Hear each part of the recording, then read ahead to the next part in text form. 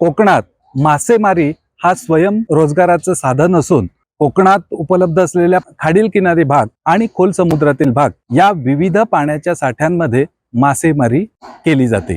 या मासेमारीसाठी प्रमुख साधन म्हणून वापरलं जाते ते मासेमारीची नौका होय।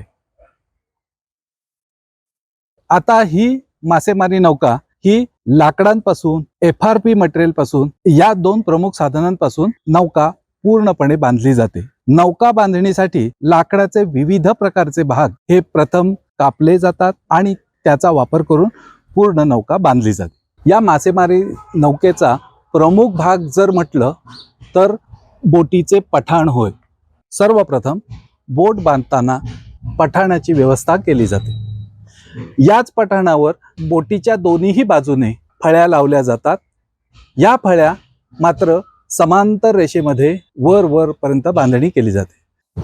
आता बोट बांधत असताना बोटीची आंतररचना म्हटलं तर बोटीची वाक, बोटीचे खांब, बोटीचे भाल इत्यादी। याचबरोबर विविध पद्धतीचे छोटी यंत्र उदाहरणार्थ मेकॅनिकल विंच, पॉवर टेक ऑफ, दोरीची रीळ इत्यादी बसवली जातात। या यांत्रिक नौकांचा वापर करून खोल समुद्रातली मासेमारी केली जाते। यावेळी जास्तीत जास्त पाण्यामध्ये राहण्याचा काळ वाढल्यामुळे मच्छीमार बांधवांना पिण्याचे पाणी या टाक्यांद्वारे पुरवले जाते। बोटीला लागणारे इंधन, पाणी यांची स्वतंत्र व्यवस्था विविध टाक्यांमध्ये केलेली असते। पकडलेले मासे नंतर या विविध फिश होल्ड मध्ये साठवले जातात। फिश होल्ड मध्ये मासे ठेवताना बर्फाचा प्रमुख वापर केला जातो।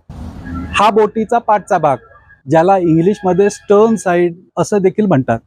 या पाठच्या भागामध्ये प्रोपेलर बसवला जातो, पंखा, त्याचबरोबर रडर बसवलं जातं, सुकाणूच्या वापरामुळे बोटीची दिशा बदलण्याचा आपण काम करत असतो। कोकणातील मासेमारीच्या नौका या फायबर रिएन्फोर्स प्लास्टिकनेच बनवलेल्या असतात। फायबर रिएन्फोर्स प्लास्टिक कसे तयार करतात? यामध्ये रेझिनचा वापर केला जातो, वूलचा वापर केला जातो, थिकनर असतं, हार्डनर असतं, पिगमेंट्सचा देखील वापर रंगकामासाठी केला जातो। या विविध रसायनांचा वापर करून FRP बोटी बांधल्या जात असतात। यामध्ये जेवढा जाड थर अधिक तेवढी बोट अधिक दणकट होते।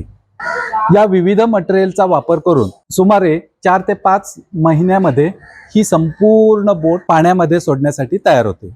जर बोट खाडी किनारी जवळ असेल तर ती लाकडी ओंडक्यांवरून समुद्रामध्ये सोडली जाते। आधुनिक यंत्रांचा वापर करून उदाहरणार्थ क्रेनचा वापर करून या बोटी पूर्णपणे उचलतात आणि समुद्रामध्ये ठेवल्या जात असतात, ज्यामध्ये वेळ वाचतो। आज आपण बघितले कोकणामध्ये वापरल्या जाणाऱ्या प्रमुख 2 प्रकारच्या बोटी, लाकडी बोट आणि FRPची बोट। लाकडी बोटीच्या तुलनेत FRPची बोट ही मात्र किफायतशीर आहे, कारण ही कृत्रिम मटेरियलने बनलेली असल्यामुळे वजनाला हलकी असते। त्याचबरोबर समुद्रातील सुरळी लागण्याचं प्रमाण येथे नगण्य असते। सुरळी जर लागली नाही तर बोटीच्या मेंटेनन्सचा खर्च हा नगण्य राहतो। या विविध फायद्यांमुळे कोकणातील मच्छीमार FRPच्या बोटीचा वापर करू लागले आहेत। धन्यवाद।